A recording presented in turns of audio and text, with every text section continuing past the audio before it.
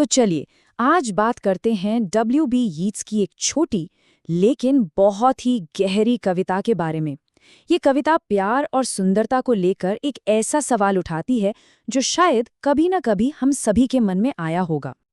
और वो सवाल ये है, क्या वाकई किसी को सिर्फ उसकी बाहरी खूबसूरती के लिए नहीं, बल्कि वो इंसान जैसा है उसके असली वजूद के लिए प्यार किया जा सकता है? ये एक ऐसा सवाल है जो सच में सोचने पर मजबूर कर देता है। कविता एक बहस की तरह है और इस बहस की शुरुआत होती है एक आदमी के तर्क से। उसका मानना है कि भाई प्यार को बाहरी सुंदरता से अलग करके देखना नामुमकिन है। कविता की ये पहली लाइनें सीधी और थोड़ी कठोर लगती हैं, है ना? यहाँ बात करने वाला शख्स एन ग्रेगरी से सीधे सीधे कह रहा है कि कोई भी जवान लड़का तुम्हारे इन शहद जैसे सुनहरे बालों को देखकर इतना दीवाना हो जाएगा कि वो तुम्हें सिर्फ तुम्हारी वजह से प्यार कर ही नहीं पाएगा। उसका प्यार हमेशा तुम्हारे इन खूबसूरत बालों से भी जुड़ा रहेगा। यहाँ हनी कलर्ड रैम्पार्ट्स या शहद रंगी प्राचीरें, ये जो मेटाफर इस्तेमाल हुआ है वो कमाल का है। सोचिए, एनी के बालों की तुलना एक किले की दीवारों से की गई है। दीवारें जो इतनी खूबसूरत हैं कि कोई भी उनके पार अंदर झांक ही नहीं पाता। अंदर कौन है, कैसा है, ये देखने की कोशिश ही नहीं करता। मतलब उसकी खूबसूरती ही एक तरह की रुकावट बन गई है। लेकिन एन इस बात को मानने वालों में से नहीं है। वो इस सोच को चैलेंज करती है कि उसकी पहचान सिर्फ उसकी खूबसूरती से ही है। वो तो एक सच्चे, असली प्यार की तलाश में है। और एन का जवाब देखिए कितना प्रैक्टिकल और दमदार है। वो कहती है, अच्छा मेरे पीले बालों से प्यार है तो लो, मैं इन्हें रंग ही लेती हूँ, भूरा, काला या फिर गाजर जैसा कुछ भी, ताकि फिर ये देखा जा सके कि कोई उसे सच में उसके लिए प्यार करता है या नहीं। एक तरह से वो सच्चे प्यार का एक टेस्ट लेना चाहती है। असल में उसकी सबसे बड़ी ख्वाहिश यही है कि प्यार को बाहरी खूबसूरती से अलग करके देखा जाए, और इसके लिए वो अपनी सबसे खूबसूरत चीज यानी अपने बालों को भी बदलने को तैयार है। तो अब हमारे सामने दो बिल्कुल अलग अलग नजरिए हैं।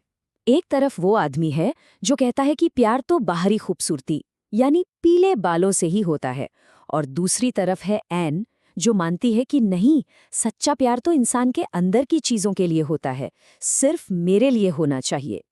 एक के लिए सुंदरता एक हकीकत है जिसे बदला नहीं जा सकता, तो दूसरे के लिए ये बस एक बाहरी परत है।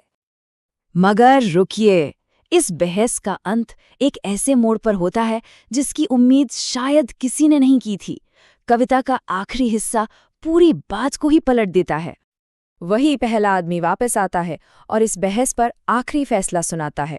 वो कहता है कि उसने कल रात ही एक बूढ़े धार्मिक आदमी को कहते सुना कि उसे एक ऐसी किताब मिली है जिसमें ये साबित होता है कि सिर्फ भगवान ही है जो तुम्हें तुम्हारी वजह से प्यार कर सकते हैं, तुम्हारे पीले बालों की वजह से नहीं। और यहीं पर दिव्य प्रेम का कॉन्सेप्ट आता है।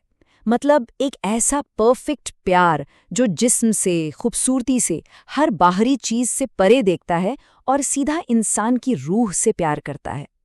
कविता का इशारा यही है कि शायद ऐसा प्यार करना हम इंसानों के बस की बात ही नहीं है। तो कविता का जो आखिरी नतीजा है वो बहुत साफ और शायद थोड़ा कड़वा भी है कि एन जिस प्यार की तलाश में है वो इंसानी प्यार है ही नहीं, वो तो एक डिवाइन लव है। और इंसानी प्यार वो तो हमेशा बाहरी खूबसूरती से प्रभावित होता ही रहेगा। अब इन गहरे ख्यालों के पीछे जो शख्स हैं उनके बारे में भी थोड़ा जान लेना जरूरी है। कवि विलियम बटलर यीट्स। इससे हमें इस कविता को समझने में और भी मदद मिलेगी। तो W.B. यीट्स आयरलैंड के एक बहुत बड़े कवि तो थे ही, साथ ही एक राष्ट्रवादी भी थे। उन्हें लोक कथाओं और माइथोलॉजी में बहुत दिलचस्पी थी और इसका असर उनकी कविताओं में साफ दिखता है। जैसे इस कविता का जो आध्यात्मिक टच है ना, वो वहीं से आता है। और हाँ, उनकी इसी साहित्यिक प्रतिभा के लिए उन्हें 1923 में लिटरेचर का नोबेल प्राइज भी मिला था। सोचिए, ये कविता 100 साल से भी ज्यादा पुरानी है, लेकिन इसका सवाल आज भी उतना ही सच्चा लगता है ना? क्या वाकई एन जैसा प्यार, एक सच्चा बिना शर्त वाला प्यार, हम इंसानों के लिए पाना नामुमकिन है?